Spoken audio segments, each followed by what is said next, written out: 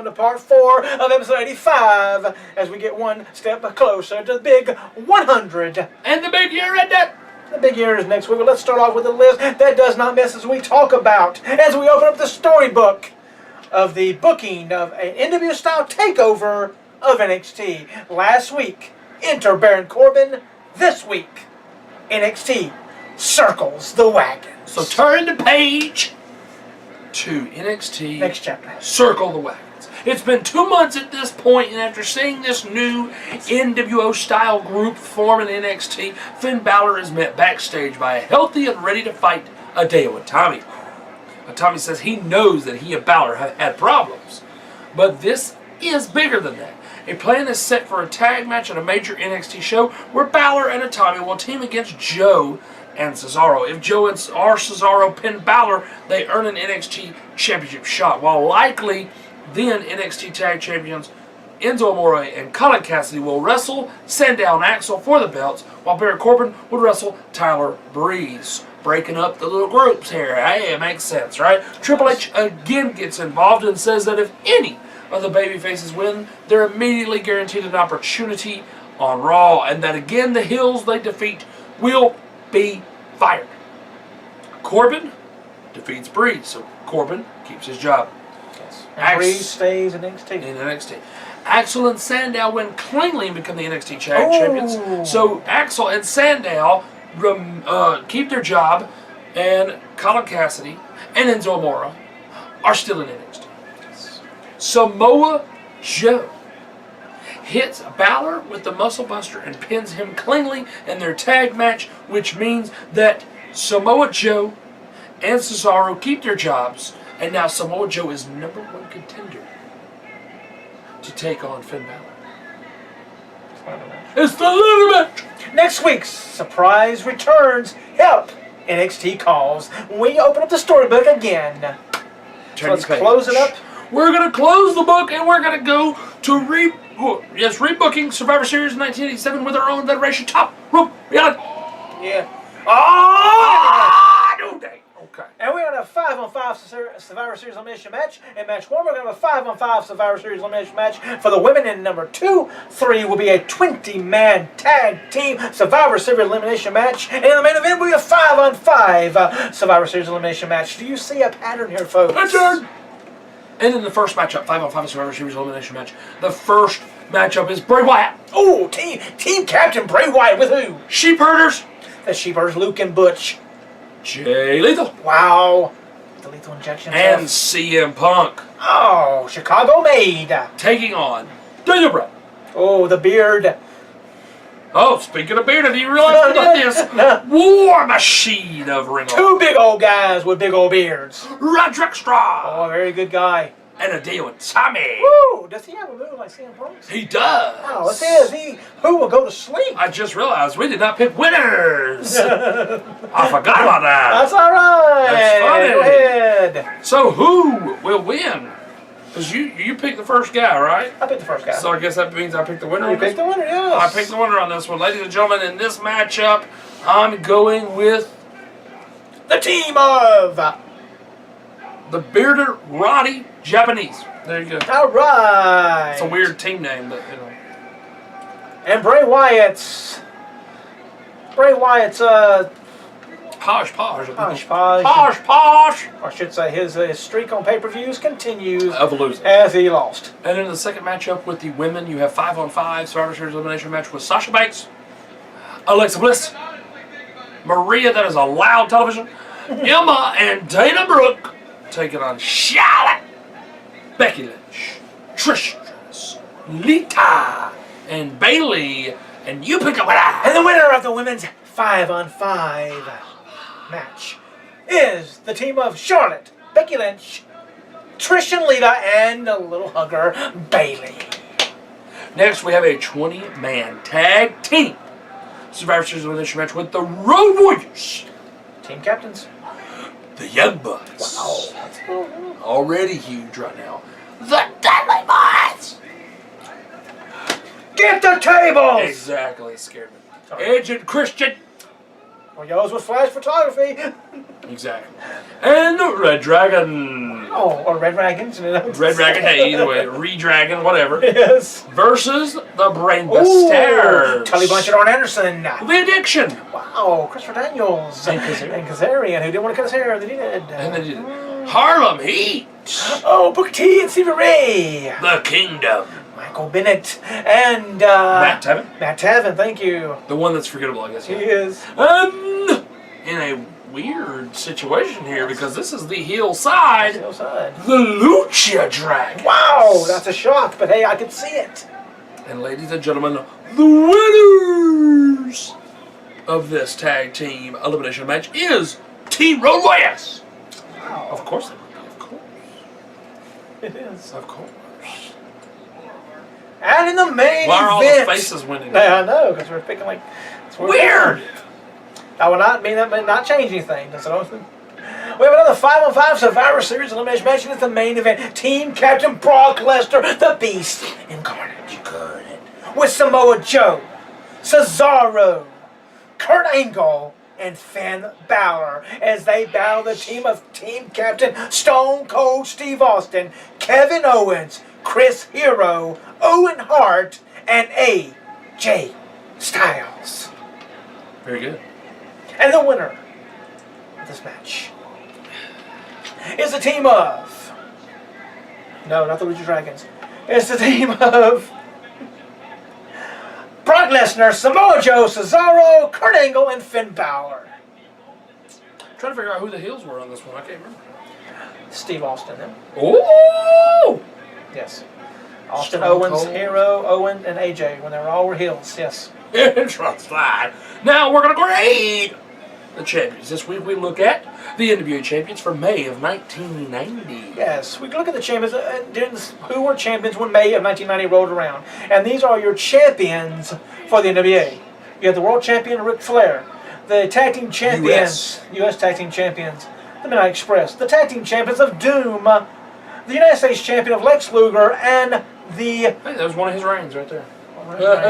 And the television champion of AA, the Enforcer, Arn Anderson. Exactly. Now, receiving a C out of that group was, of course, Arn Anderson. That's a C minus, by the way. It's a C minus, yep. A C minus only because he received a beating. He lost his championship to the Z-Man, Tom Zink. You don't do that. You don't. Not when you're Arn Anderson. Conan, yes. Arn, no. I'm sorry, Arn Anderson. You don't lose to the Z-Man. No. There's a lot of other TV champions that could have lost to Z-Man, not Arn Anderson. And then we have... B minus. Oh, is that... it looks like a B minus minus. Oh, it's on this side. Go that way. It's past the numbers. Oh, I see it now. I'm Yes. looking over here. I'm Yes. like, B minus minus? That's weird. So a B minus for the U.S. champion, Lex Luger. Is that how many reigns they had at that time? Yep. How many reigns have had? So he had 3 reigns at this point as U.S. champion. We gave him a B minus. B minus. Well, because who he lost? I can't remember who he lost to. Oh, Lord. He lost to Stan Hansen, which is not bad. And he won it from Michael Hayes. But at the same time, it's Lex Luger. Yes. Yes. And Stan Hansen at that point... He won it from O'Hays and lost it to Stan.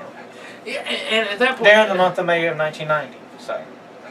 With Stan, they didn't really do him right in WCW. So it's like, for him to lose it to Stan Hansen, there's nothing against Stan Hansen, but they didn't really even push Stan Hansen the right way in WCW. So it's like, that kind of looks bad on Lex, because they didn't really care about And Stan. Lex needed to be a heel the whole time. He should never been a face. Never should have been. Then we're looking at B. Hey, just a B. Just a B. Just a B. It was the team of Doom, Butch Reed and Ron Simmons. The tag team champions, not U.S. No, they were the tag team champions. Regular They were tag team. team champions, Regular yes. tag team. And what kind of hurt them a little bit, I mean, a B's not bad. Where are they at? They won Not it here. from the Steiners. That's good. That's a good. That helps on their B average. But they had to give it up. They vacated the belts. Yes, because the NWA changed to WCW. So instead of them just saying, okay, now you're WCW champions, they made them vacate the titles. Pretty weird. It is. So that kind of hurt their reign a little bit there. It did a little bit. So that's why we gave them a B. So, this one next. Scan. Okay. Got it. Okay, up next, also receiving a B plus. Oh, a B plus is the Midnight Express. Who dominated the United States Championship. They beat They were more United States Tag Team Champions than they were World Tag Team Champions. That's true. They beat Tom Zink, which is what you always should do, and Flying Brian Pillman. Oh, were they trying to get the Canine Connection again or something? Problem. But they lost. Felt like. They lost the U.S. Tag Team titles to the Steiner Brothers. They lost it. Which is a very good team to lose to. It is. And that's a very crappy team to win it from. So that's good that they won it from them. They got the belts off of a crappy tag team. Nothing against Brian Pillman at all. No. It's the other guy. It's always the other guy. It's always the other guy. You're right. Always the other guy. Yes. And then we're looking at the world. The world champion. Got it. Okay. Yep. We got it. Okay. We got it. Explains a lot there. Yes, it does. And getting an A. Just an A. Not an A plus, but an A. This is his 6th title reign at this point. Yes. And this is Ric Flair. The Nature Boy Ric Flair. He's still 10 more to go. He won it from Ricky the Dragon Steamboat. And he lost it to. I believe Sting. it's Sting. It was Sting. A man called Sting. The icon. And I mean, back then, they really had. He had a huge feud with Ricky Steamboat, so he went from one huge feud with Ricky to another huge feud with Sting. So that's definitely why he gets an A. I mean, and thought a feud there with Terry Funk. There you go. All in that. But you can watch the whole rundown and fallout on the network. For only. So you gotta watch. For only $9.99. Because Steamboat beat him. He come back and beat Steamboat. And Flair and then Terry Funk got jealous. Flair told Terry Funk, "It's not your time. You need to get back in line." Flair sucker punched him. That's when he pile drive him on the table and hurt his neck. And Flair hooked up with Gary Hart and the Muda and Buzz Sawyer and one other one. And kind of random group of people, huh? Buzz Sawyer, that's kind of random. Mad Dog Buzz Sawyer, yes. That's kind of random. Up next, we are at the shocking firings again that we did not see coming. Last week, like I said, was good old JR. And they were just looking. Okay, we got one. JR, you're out of here. You and your dumbass cowboy hat. That's right. But up next at number 9 is dun dun dun dun dun dun dun dun Kurt Angle. Arguably one of the greatest WWE superstars of all time. It's baffling to think that Kurt Angle has been slumming it in TNA since 2006. What? While he initially exactly, it's a long time. Oh my God, it's a long time. A long time. Kurt, it's almost 10 years now. It is almost 10 years. He's retiring right at 10 years of there. 2006. Woo! I didn't even. I was still in high school. I was thinking 10, 9 or 10, not 6. Okay.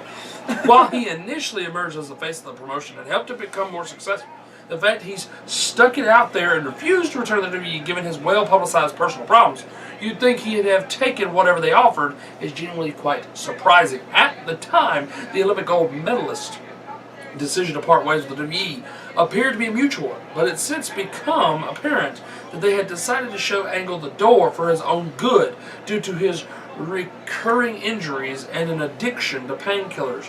Throw in talk of Angle's backstage behavior becoming increasingly erratic and doctors wanting him to retire from in-ring competition altogether for the sake of his long-term health, and this was pretty much a mercy firing on Vince McMahon's part. Rumor has it that Angle was even in tears in WWE's Stamford offices when McMahon broke the news to him. The fact he was fired might explain why, rather than resting up at home and making a triumphant WWE return somewhere down the line. Angle signed up with TNA around a month later. The lighter schedule he had there did wonders for his wrestling career, and while he remains there to this day, it doesn't sound like there's any real bad feeling on Angle's part towards WWE, despite how things ended. Very interesting. Very, very interesting. I had heard that it was a mercy firing because they said, you know, he doesn't need to be on the road anymore. He's had so many injuries. He's broken his neck like 1,500 times. In tears? I don't think so. I think that's Vince tooting his own horn. And it might be. People are just crying. Well, I have to fire him. Maybe, but I've seen interviews where Kurt Angle said that, you know, Vince treated him like a child. He looked at Vince as a father figure. Well, trust me. If I got a couple of years at TNA and they saw, you know, I would have come back, trying to get back in the door if I was crying when they fired me. Right. So. And he has actually said in interviews that he feels he's had a better run in TNA than he did in WWE. He's had a longer run, probably. A longer run, but I don't think better. No, I'm not saying. I mean, you gotta look at caliber talent, caliber matches. caliber of title runs, and I mean, they did basically put the company on his back. Yes. Whereas WWE, they had multiple people to put the company on their back. So, But where's your bread butter? TNA. Of course, you're gonna say a big good thing about TNA. of course, but next week we will. Who will be coming in at a shocking number 8? Ooh, who is? I mean, you're gonna have JR and Kurt Angle. Who could be number 8? Who could be number 8? Next week is the big year ender. Big year ender, folks. Big year ender. Who will win a toppy this year? You said what, 32? I think it's about 32. Yes. Woo! It's a good toppy list. It is, apparently. Plus ringside news on part 1. Plus more pay-per-view review of the Royal Rumble for 97, 98, 99, and 2000 on part 2. Do not! And of course, in part 3, we will talk about that. Which is the toppies. I done told you that already, so. So you already know what part 3 will be talked about. And who will bring home the coveted toppy for the Dick Togo Award? Who That's will be, what I'm waiting on. Who will be the Dick Togo Award winner this year? To find out all the Toppy Award winners from last year, and go back and look at our videos. It's around the time that all the December 2014. You can look it up. There you go. It's all the Christmas music at the very beginning. There's a list already on. There's a list. There's a list we put on there. We put the list and the winners on there. We put the list in there. Yep. So you don't have to watch the videos. So no. I mean, if you want to watch, If you want to watch the videos, we go right sing ahead. and everything. We do sing. We have antlers on our head. Do we sing this year? I hope not. We may sing then, folks. Yeah. Jingle bell. Okay, folks. We're gonna say that. My throat's killing me right now. We're gonna go watch TLC. We're gonna see if the New Day will retain the tag team titles and who will walk out as a WWE champion. And what cuss word will Iron Cheek say this week? Yeah, you jabroni. Iron Sheik, very small. He's very tiny. So, okay, calm down, Sheik. Calm down. You watch your language, sir. Yes. Well, I want to thank each and every one of you for watching episode 85 this week, and I want to see you right back here for 86, our big year ender. It's going to be huge. We're going to have our news, we're going to have our pay-per-view, and we're going to get out toppy after toppy after toppy. And some of the ones we did last year, and there are quite a few new ones this year. So, for always, thank you for watching. I'm Mike Hogan. And I am Justin Cobb. And we'll see you next week right here at Top Row Rally on the YouTube. Have a fun TLC weekend. Out of the way, Kofi! Exactly.